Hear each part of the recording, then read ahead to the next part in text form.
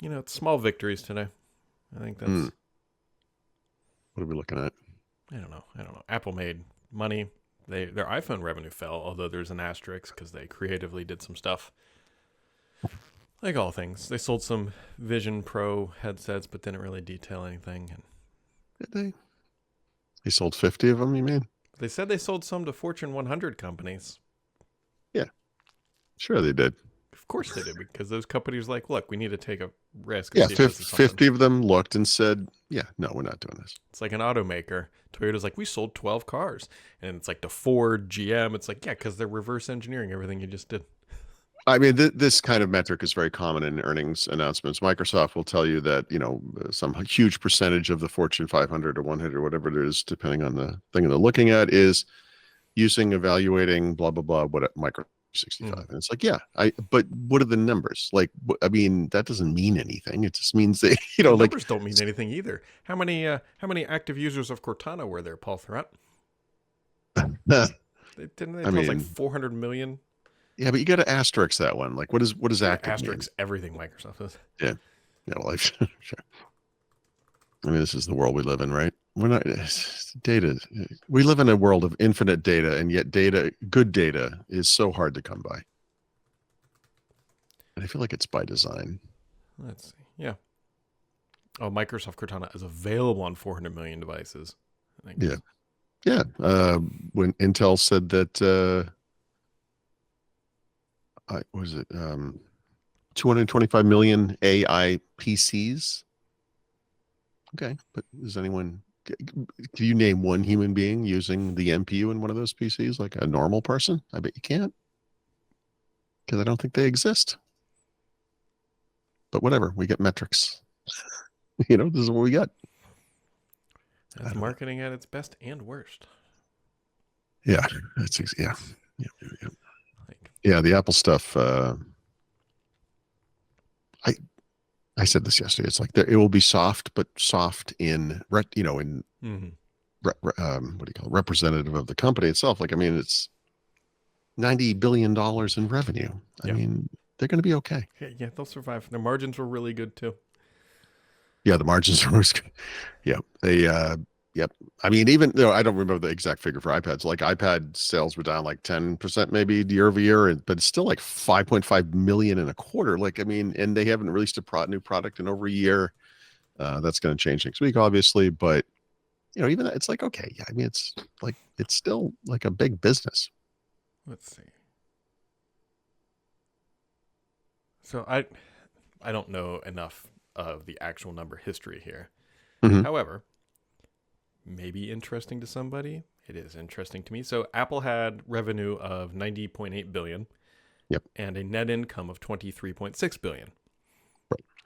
Contrast that to Microsoft now, which had revenue of 61.9 billion, but net income of 21.9. Like, they basically on a net income basis are pretty darn close. Yeah, I mean, Microsoft's roughly the 30% range, right? Yep, right. Yeah, 20. What do you say? 60, 20? Yeah, so roughly 30%. And then you said Apple was 90, and what was the net? 23. 23. So I mean, it's low closer 20s. to 20. Well, probably high 20s, but yeah, but it's lower. But Apple is the magician of hardware margins. Right. Obviously the improvement in their services business will only help with margins, but I mean, they've always done such a terrific job on the hardware side. It's like they're not fair to compare to. I mean, look at the margins of a company like Lenovo or HP or whatever. Like it's in a different ballpark altogether. Yeah, but I'd rather spend 60 billion and make what Microsoft's doing than what Apple's doing. Although Apple's much stickier.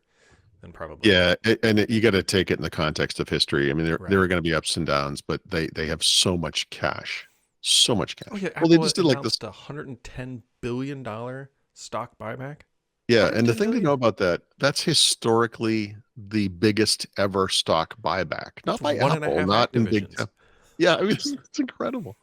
And that's how because look, the stock market is volatile and whatever, and a company like Apple could have been destroyed from a stock price perspective by these results, right?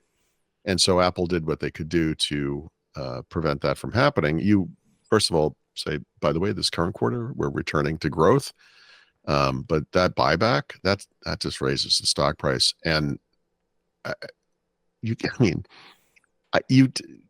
companies just can't do this kind of thing. No, it's like, there's so a limit on how much money you can make. I mean, one way that you can spend the money that you have is to do what they're doing and then raise the stock price, which raises the value of the company, which, helps them and helps shareholders. It's kind of a crazy virtuous cycle, It sounds like anybody listening here who has a retirement account, right, probably will benefit from this.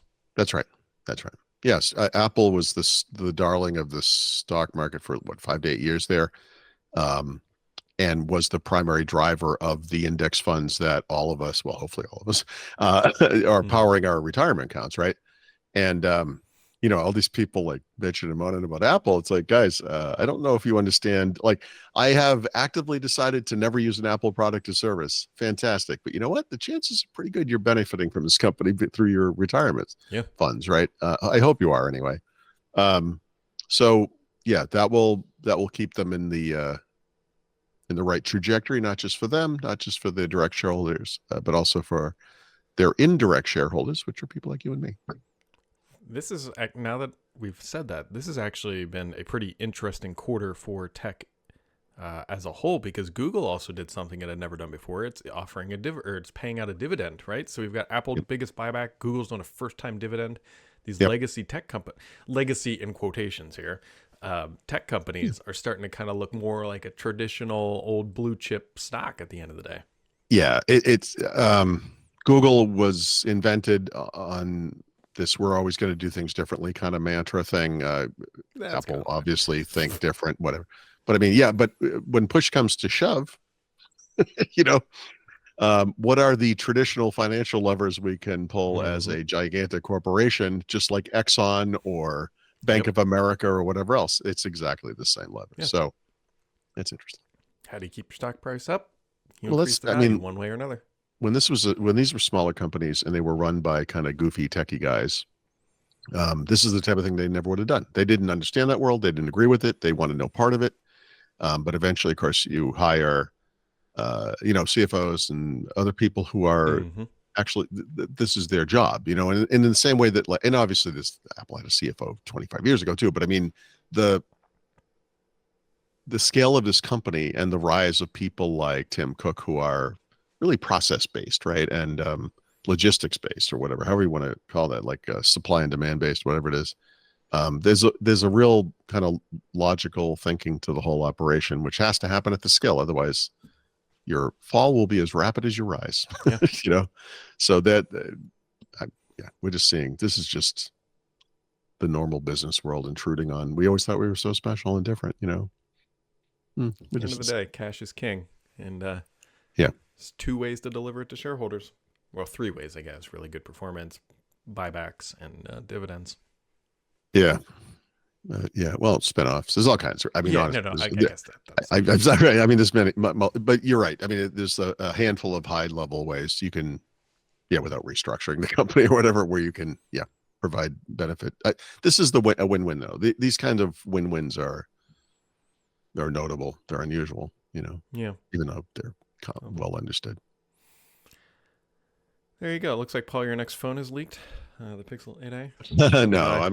I'll hold off till the flagships. But this is that's another win-win, right? That's for all the problems that Pixel has experienced. When you think about it, most of that's really been in the flagship stuff. And it's not that you put up with more baloney when you spend less money. It's just that they've seemed to have had, I can't think of any major issues with any A series phone, but those deliver the value is just like almost exponentially better because they're bringing so many features down from the flagships and then delivering them at a really good price. And it's, I feel like they've kind of screwed up on the flagships many, many times. They seem to deliver the right mix on the A series, consistently. And so I still have a 6A actually, and the 7A obviously fantastic. They raised the price there a little bit. It looks like they're going to maintain the price this time. And it's, it's all that stuff. Looks like a fine phone. Yeah, it's good. So Anyways, when is that supposed to release? Do we know?